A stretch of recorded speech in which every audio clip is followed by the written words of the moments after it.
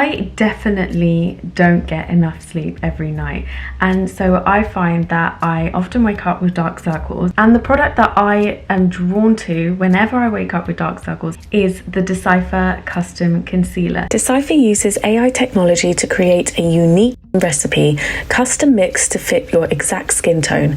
It's your perfect skin in a bottle. This brightens the under eyes. It has hyaluronic acid and glycerin in it too, so it hydrates the skin as well. So it's makeup with skincare benefits, my favorite kind of makeup. It is revolutionary in the sense that it is available in two options. You can either have your exact skin tone match, or you can have a brightening concealer. I went for the brightening option because, like I said, I need to cover those dark circles. In the past, I've often found it difficult to find the perfect concealer that not only suits my skin tone, but brightens the perfect amount without it giving like a white cast under my eyes. So I've prepped my under eye area by using a eye cream, and then I basically use this dough applicator, which is perfect for getting into those little corners. I do 3 dots, and then I take my buffing brush from DCYPHER and just gently buff that in to my skin. You can either use the AI technology on site to match perfectly to your skin tone,